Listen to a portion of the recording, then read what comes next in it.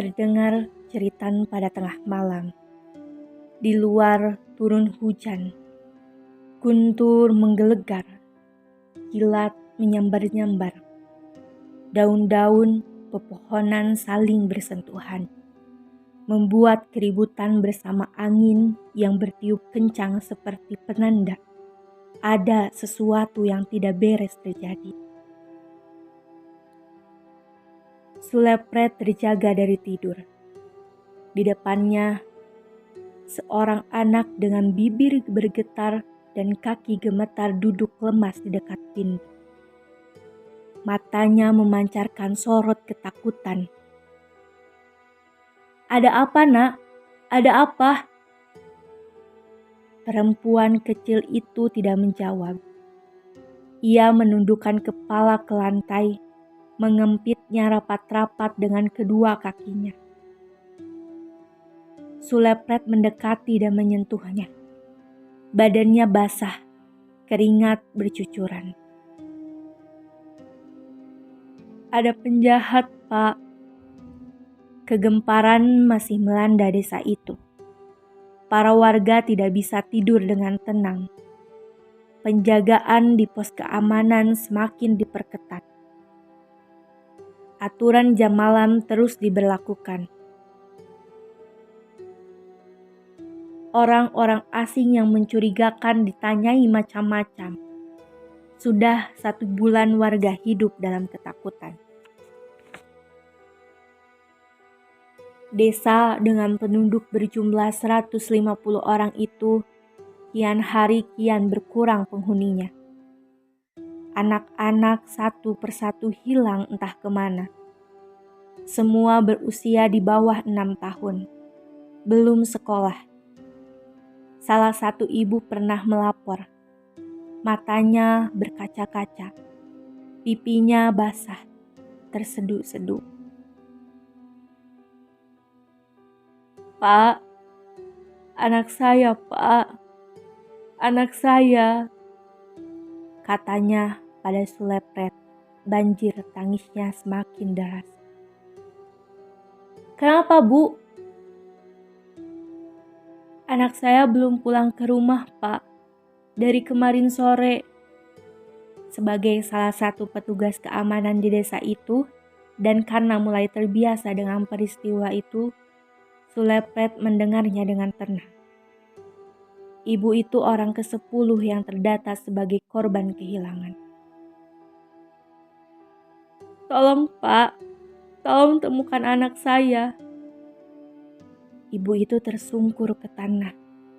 Dia menggenggam erat baju bermotif kotak-kotak dan celana pendek berwarna biru yang dipakai anak laki-lakinya ketika bermain keluar rumah sore kemarin.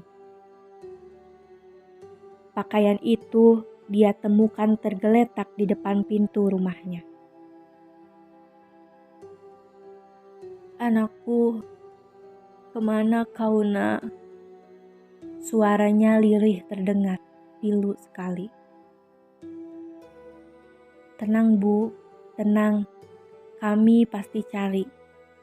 Hanya itu yang bisa Sulepret katakan. Dalam kurun waktu 1 bulan, kabar yang sama terus terdengar di telinga Sulepret. Sudah 15 anak hilang.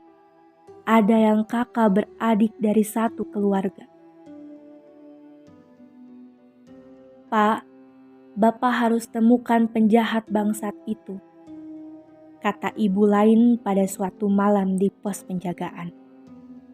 Sepanjang jalan, ibu itu meraung-raung. Tangisnya membangunkan warga. Tepat di depan ibu itu, Sulepret terdiam.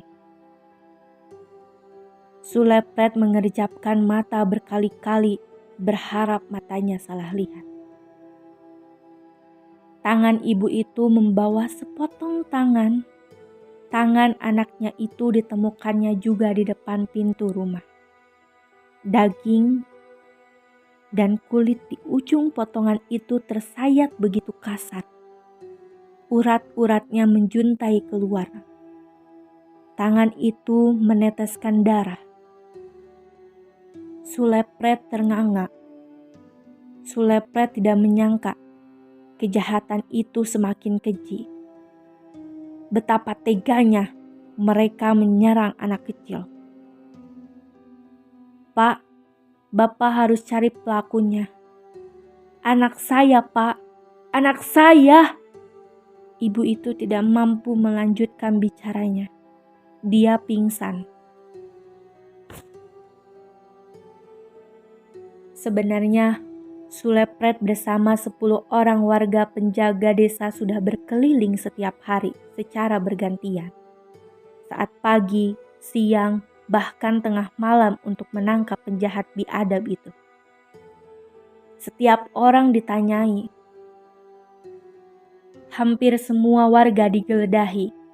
Tidak ditemukan sama sekali bukti mencurigakan yang menunjukkan tanda-tanda seorang pembunuh atau penculik anak. Sampai sekarang, penjahat itu belum ditemukan. Sulepret hampir menyerah.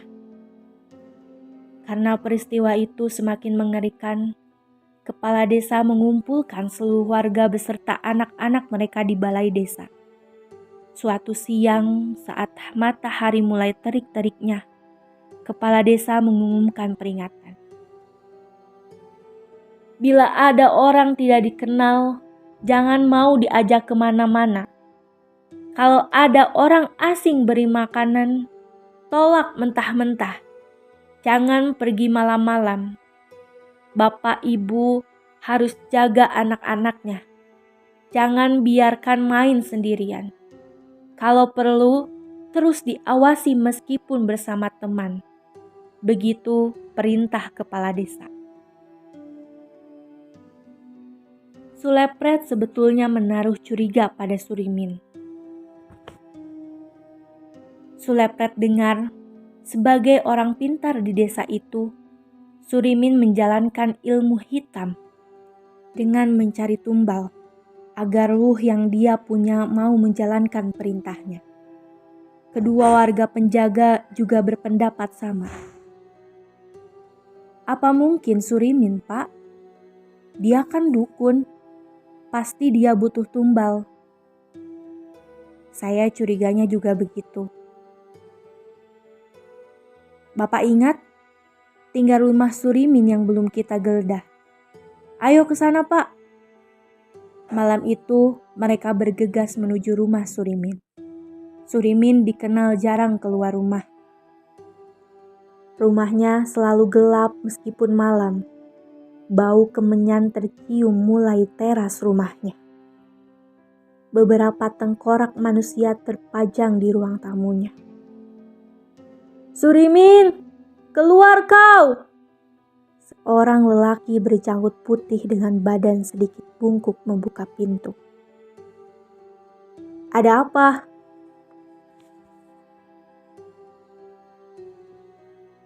Sulepret dan kedua warga itu memaksa masuk sambil menutup hidung karena bau kemenyan begitu menyengat. Mereka mengubrak-ngabrik seluruh rumah Surimin. Dari ruang tamu, ruang tengah, hingga kamar belakang rumah digeledah. Semua begitu gelap. Sulepret menyalakan senter. Hei, ada apa ini? Bapak-bapak tidak sopan," sergah Surimin. Dia merasa keberatan Sulepret memeriksa tanpa izin. Sulepret masih saja sibuk menggeledah. "Saya sudah tidak main dukun lagi, Pak." Surimin duduk di kursi goyang di ruang tengah. Dia menyalakan sebatang rokok. "Bapak curi anak buat tumbal kan?" Sulepret menuduh. Hei, mana buktinya? Jangan asal tuduh begitu." Kedua warga itu berkumpul di ruang tengah. Mereka sedikit kecewa. Tidak ada bukti barang senjata tajam, keris-keris pun tak ada. "Sudah saya bilang, saya sudah tidak pakai ilmu hitam."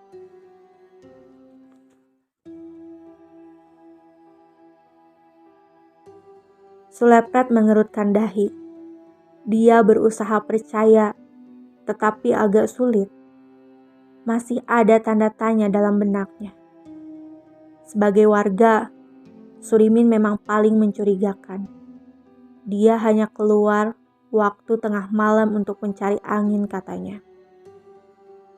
Surimin mengambil napas panjang setelah mengisap kencang-kencang rokoknya. Dengan asap mengepul dari bibir, dia berkata, "Kalau kalian mau cari penjahat itu, cepat! Sebelum dia kabur dari desa ini. Saya hanya bisa bilang penjahat itu laki-laki. Jangan-jangan kau pelakunya." Salah satu warga masih sulit percaya. Bukan. Menurut penerawangan saya, penjahat itu laki-laki. Dia masih berada di desa ini. Karena tidak menemukan bukti, Sulepret dan kedua warga itu pergi dengan tangan kosong. Surimin menyeringai. "Penjahat, oh penjahat. Mengapa engkau begitu bejat? Mengapa anak menjadi sasaran kekejaman? Apa salah insan kecil tak berdosa itu? Mereka masih punya masa depan yang begitu panjang. Mengapa nyawanya harus melayang begitu cepat? Betapa biadabnya penjahat yang menyiksa anak. Betapa pecundangnya orang yang menculik makhluk tidak berdaya, yang tidak mampu melawan apa-apa."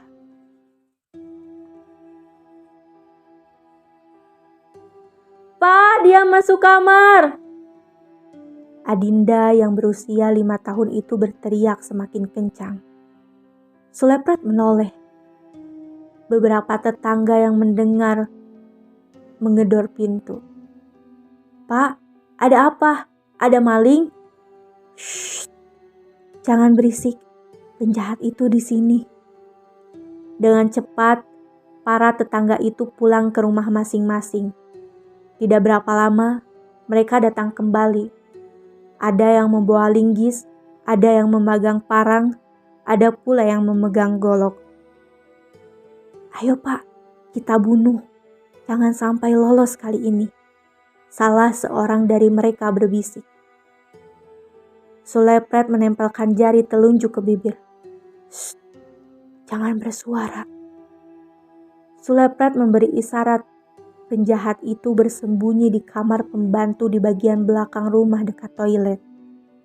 Kebetulan, pembantu sedang tidak di rumah karena pulang kampung, mengurus ibunya yang meninggal sakit jantung.